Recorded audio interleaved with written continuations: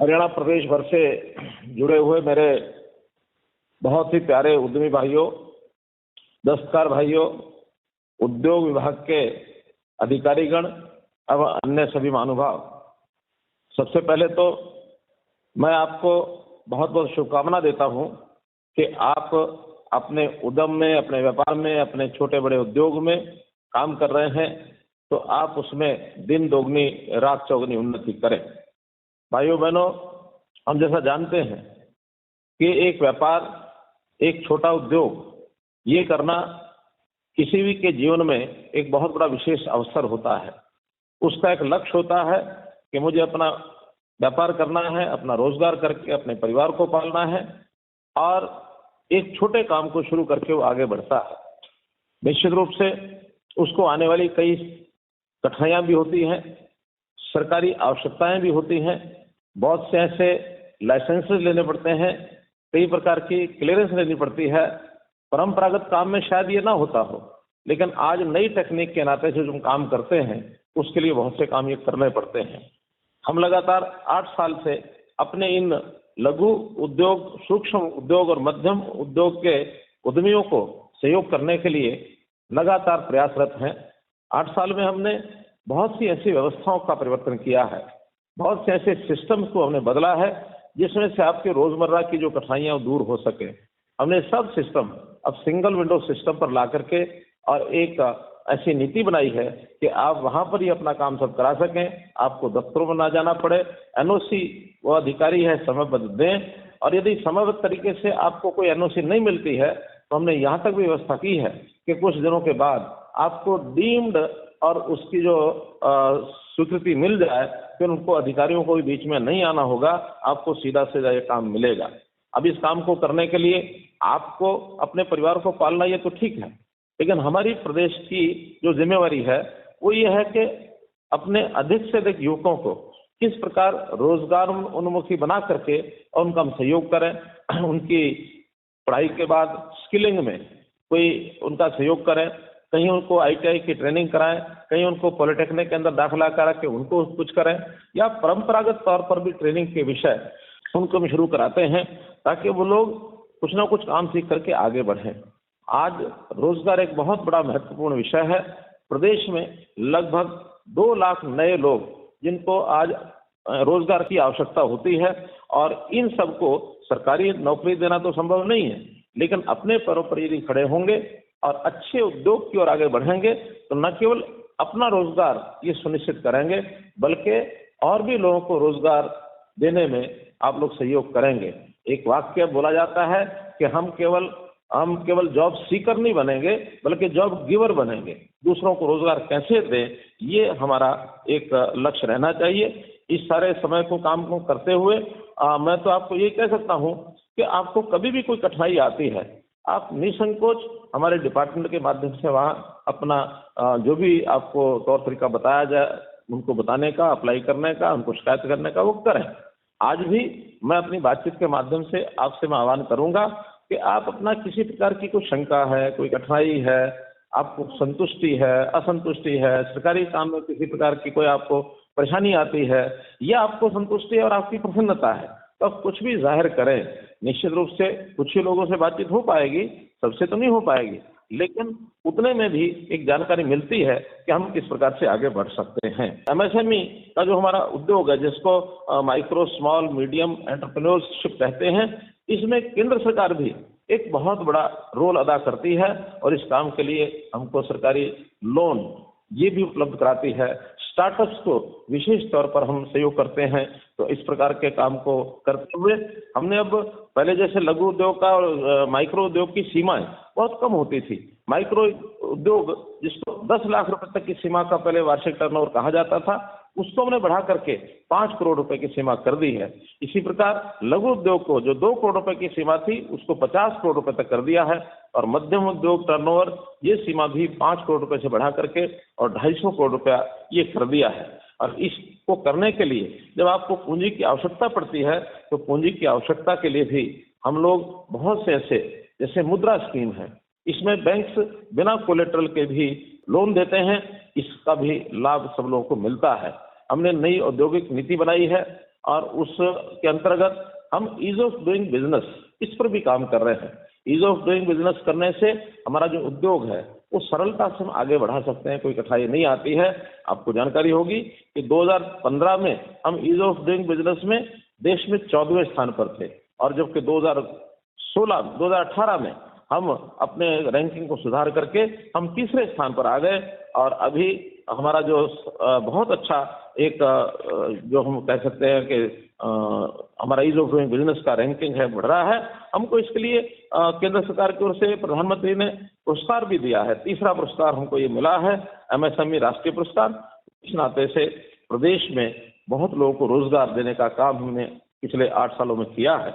आपको जो उत्पाद है, इस उत्पाद की बिक्री के लिए भी व्यवस्थाएं जो की हैं, खास करके अब एमएसएमई का उद्योग इसका जो प्रोडक्ट है जम पोर्टल पर भी आसानी से इसको बेचने की व्यवस्था हमको मिली है। हम अगर हमारी कोई छोटी छोटी फर्म भी है तो भी उत्पाद बेचने के लिए हमको कहीं बहुत दूर जाने की आवश्यकता नहीं। जम के ऊपर रजिस्ट्रेशन कराने से और किसी भी व्यक्ति की आवश्यकता होगी तो हमको निश्चित रूप से और वो लाभ मिल सकता है। इसमें एक काम छोटे उद्योगपतियों को, एंटरप्रेन्योर्स को भी हम जो जीएसटी है उस जीएसटी के अंदर और रजिस्ट्रेशन कराने का, उसका पंजीकरण कराने का ये जो काम बताया गया है, इस पर भी हमको आगे बढ़ना चाहिए। अभी 40 लाख रुपए की सीमा से ऊपर तो सभी को रजिस्ट्रेशन कराना होता है, लेकिन हमने ऑफर की है कि 40 लाख से नीचे जिनका टर्नओवर है उनको भी अपना रजिस्ट्रेशन कराना चाहिए, क्योंकि इस रजिस्ट्रेशन का सबसे बड़ा लाभ है कि हमारा जो प्रोडक्ट है वो सरकारी जितनी भी संस्थाएं हैं, जितने भी हमारे आवश्यकताएं हैं, वो जम के माध्यम से हम खरीद सकते हैं। या जम के माध्यम से नहीं भी खरीदना हो तो अनिवार्य कंडीशन होती है कि जिसका जीएसटी में रजिस्ट्रेशन होगा वहीं से और सामान खरीदा जा सकता है। बड़े बड़े उद्योगपति अपने काम के लिए छोटे छोटे सामान को भी जब खरीदते हैं उसमें भी उनकी आवश्यकता जीएसटी रजिस्टर्ड संस्थाओं से ही खरीदने की होती है, ताकि उनको उसका भी लाभ मिल सकता है। तो इस प्रकार जीएसटी की बहुत बड़ी उपयोगिता भी हमें है। मैं तो आपके माध्यम से जितना भी एंटरप्रेन्योरशिप है सबको कहूंगा कि आपकी टर्नओवर भले 40 लाख से कम है, ज्यादा से ज्यादा लोग ये रजिस्ट्रेशन अपना कराएं। आज की डेट में हरियाणा का जो हमारा जीएसटी का रजिस्ट्रेशन है 4.5 लाख का जीएसटी का हमारा रजिस्ट्रेशन है, और इसमें अच्छी खुशी की बात यह है कि आधे से ज्यादा छोटे व्यापारी हैं। तो जो छोटे व्यापारियों ने इतना बड़ा रजिस्ट्रेशन कराया है, हमारा जो प्रदेश उसका जो उद्योग ये अच्छा फलता फूलता आगे बढ़ रहा है।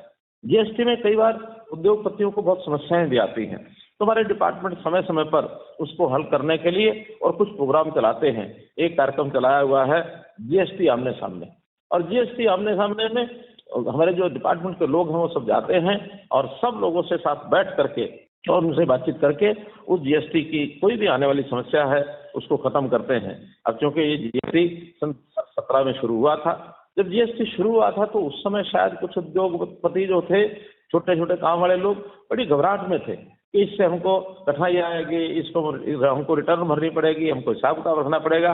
लेकिन आज मैं जब उन व्यापारियों से, उन छोटे उद्योगपतियों से पूछता हूँ तो वो कहते हैं कि जीएसटी जैसा तो बहुत बढ़िया विषय ये बहुत पहले हो जाना चाहिए था, क्योंकि एक देश एक टैक्स, सारे देश एक जैसा टैक्स है। वरना पड़ोस के प्रदेश में कोई टैक्स होता था, हमारे यहाँ कोई टैक्स होता था, उसमें से कहीं तो हमारे काम को हर्जाना होता था, कहीं दूसरे के काम को हर्जाना होता था, और चोरी करने वाले लोग उस टैक्स के मामले को यानी एक प्रकार से धक्का दिखा करके और नुकसान भी करते थे। आज जीएसटी का काम करने से हमारा उद्योग भी बढ़ा और देश को भी लाभ हुआ। देश की जो टैक्स प्रक्रिया है उसमें जीएसटी एक ऐसा विषय है जिससे हम जो सेवा के कार्य हैं, जो विकास के कार्य हैं देश में, वो सब कर सकते हैं। बड़ी खुशी की बात है कि 5 महीने पहले देश में हाईएस्ट जीएसटी टैक्स 1,66,000 करोड़ रुपया भी टच किया है। अभी भी लगभग ऑन एवरेज 1.5 लाख करोड़ रुपया जीएसटी हर महीने इकट्ठा होता है। उसमें आधा पैसा प्रदेशों को काम आता है, आधा पैसा केंद्र को काम आता है। तो एक प्रकार से प्रदेश के विकास में हम छोटे उद्योगपति भी पूरा अपना योगदान करते हैं। जहाँ तक स्टार्टअप इंडिया की बात है, स्टार्टअप इंडिया में भी क्योंकि बहुत ऐसे छोटे छोटे काम करने वाले अपना नया कोई इनोवेशन, अपनी कोई रिसर्च करके अपना कोई नया प्रोडक्ट पहली बार जो काम करते हैं वो अपने ज्ञान के आधार पर, अपने विधा के आधार पर, अपने इंजीनियरिंग के आधार पर बहुत नए नए प्रयोग कर रहे हैं। तो उन प्रयोगों में भी हरियाणा स्टार्टअप इंडिया कार्यक्रम में अपना अग्रणी स्थान एक बनाए हुए है। हमारे यहाँ लगभग 5,000 युवा ये स्टार्टअप का पंजीकरण अपना करा चुके हैं, जो कि पंजाब हमारे से बड़ा प्रदेश है, पंजाब से 4 गुना है। हमारा तो 5,000, उनका तो 12,500। हिमाचल प्रदेश से 14 गुना है, उत्तराखंड से 5 गुना है, राजस्थान से भी 2 गुना है। आसपास के सब प्रदेशों से बढ़ करके स्टार्टअप इंडिया के लोग यहाँ काम कर रहे हैं। मैं उनको भी बहुत बहुत बधाई और शुभकामना देता हूँ। मैं एक स्टार्टअप अपने हमारे एक साथी हैं, मिलने वाले हैं, उनका मैं आपको बताता हूँ कि 2016 में उन्होंने अपना स्टार्टअप शुरू किया और उस छोटे से काम को उसने शुरू किया और आज 6 साल के बाद जब मेरा उनका मिलना हुआ तो उन्होंने अपना काम बताया कि मेरा काम 40 गुना ज्यादा बढ़ गया है। 40 गुना ज्यादा वो काम कर सकता है 6 साल के अंदर। तो स्टार्टअप्स में भी बहुत ताकत होती है। आज वो अपना काम न केवल देश में, विदेशों में भी कर रहा है। तो स्टार्टअप के नाते भी लोगों को काम करना चाहिए। हमें आज सरकार के कामों में भी बहुत नई नई विधा के लोग चाहिए। जैसे मसलन आज जैसे हमने विकास के कामों के लिए रूरल डेवलपमेंट डिपार्टमेंट में और जो ई टेंडरिंग शुरू की है। पहले से ई टेंडरिंग का अभ्यास बहुत कम लोगों को है। आज पढ़े लिखे हमारे युवा ये कंट्रैक्टरशिप का काम भी कर सकते हैं। कोई आईटीआई करके कर सकता है, कोई इंजीनियरिंग का डिप्लोमा करके कर सकता है, कोई डिग्री करके कर सकता है। तो इस प्रकार के लोग नए नए कंट्रैक्टर बन करके भी और अपने काम को करने के लिए विकास के इन कामों में ये आ सकते हैं। और आएंगे तो उसके नाते से हमारे ग्रामीण क्षेत्र का भी विकास जरूर होगा, आगे बढ़ेंगे और हमें भी उसका एक लाभ होगा। तो मैं तो इतना ही आपको इस समय कहूँगा कि आपकी कोई भी किसी प्रकार की जो छोटे व्यापारी की कठिनाई होगी उसको हम दूर करेंगे, क्योंकि छोटा उद्योग हमारे प्रदेश के और देश के कंट्रीब्यूशन में लगभग 25% हमारा जो इकोनॉमी है वो लघु और मध्यम उद्योग के ऊपर ही निर्धारित है। तो 25% इकोनॉमी, और जहाँ तक रोजगार का विषय है, रोजगार तो शायद 50% से भी ऊपर ये हमारा लघु उद्योग के माध्यम से होता है। कोई एक समय होता था प्राचीन भारत के अंदर लघु उद्योग का ही अपना बहुत बड़ा स्थान था। 17वीं शताब्दी में भारत को सोने की चिड़िया भी कहा गया। तो सोने की चिड़िया का अर्थ क्या था? तो उस समय कारीगर अपने हाथ से काम करते थे। बड़े उद्योग उस समय नहीं होते थे, तो छोटे छोटे उद्योगों के ऊपर ही सब निर्भर होता था। ऐसे घरेलू और कुटीर उद्योग ये फैले हुए थे। हर घर में हर काम, हर घर और हर खास को कौशल का और काम ये मिला हुआ था। तो लेकिन आज क्योंकि युग बदला है, आज बड़ी मशीनरी भी आ गई है और उस नाते से बड़ी मशीनरी भी और छोटा उद्योग भी ये हमको हर स्थान पर करना होगा। हरियाणा में हम चाहते हैं कि इस समय छोटे उद्योगों का जाल फैले। जैसे देश भर में 1 डिस्ट्रिक्ट 1 प्रोडक्ट, अर्थात एक जिले में एक उत्पाद, ये प्रधानमंत्री जी ने घोषणा की है। हरियाणा में हमने उसको और एक कदम आगे बढ़ाते हुए 1 ब्लॉक 1 प्रोडक्ट, एक ब्लॉक पर एक प्रोडक्ट बनाया जाए और इसके उद्योग को आगे बढ़ाया जाए। इसका बहुत बड़ा स्कोप हरियाणा में है। आने वाले वर्षों में हम 3 से 4 लाख लोगों को इसके माध्यम से रोजगार ये दे सकते हैं। तो इस ओर भी मैं हरियाणा की जनता का स्वागत करूंगा कि उसमें वो आगे बढ़ें। कुल मिलाकर मित्रों, मैं तो ये सारे अनुभव से अपनी बातें कह सकता हूँ कि मैं भी आपका साथी हूँ, आपके बीच का आदमी हूँ। इसलिए नहीं कि मैं कोई मुख्यमंत्री हूँ इस नाते से आपसे बात कर रहा हूँ। मैं इसलिए बात कर रहा हूँ कि एक समय था, मैं भी एक व्यापारी था, मेरा भी एक उद्योग था, छोटा उद्योग था। मेरा 8 साल का अनुभव व्यापार का और उद्योग का रहा है। इसलिए उद्योग और व्यापारी को, खास करके छोटे व्यापारी और उद्योगपति को क्या क्या कठिनाइयाँ आती हैं, मैं बहुत बारीकी से इनको जानता हूँ।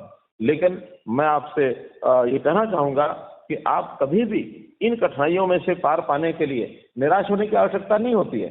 अपना कोई मेंटर रखिए, अपना कोई ऐसा साथी रखिए जो ऐसी कठिनाइयों में से आपको बाहर निकाल सके। और सरकार आपके साथ है। सरकार के नाते से आपका कोई भी विषय जो आएगा उसको आगे करने के लिए तैयार हैं। बहुत ऐसे हमने नए नए काम भी किए हैं पिछली सरकार के समय में और इस सरकार के समय में हम कर रहे हैं। जो विवाद होते हैं तरह तरह के, उन विवादों को खत्म करने के लिए हमने विवादों का समाधान ये कार्यक्रम भी चलाया है। खास करके जैसे हमने पीछे देखा, वैट का एक बहुत बड़ा रिफंड का विषय था, वो हमने किया। बहुत लोगों के ऊपर पेनल्टीज थे, इंटरेस्ट थे, वो हमने खत्म किए हैं। बहुत लोगों की उनके जो प्लॉट्स हैं, उनकी जो मलकियत के ये झगड़े पड़े हुए थे, इसको हमने दूर किया है। शहरों में हमारे जो दुकानदार थे, जो म्यूनिसिपैलिटीज की दुकानों को लीज के ऊपर 20 साल से भी ज्यादा समय हो गया उनके पास थी, हमने उनको कहा कि भी आप पैसा जमा करा के उनको अपने नाम करा लीजिए।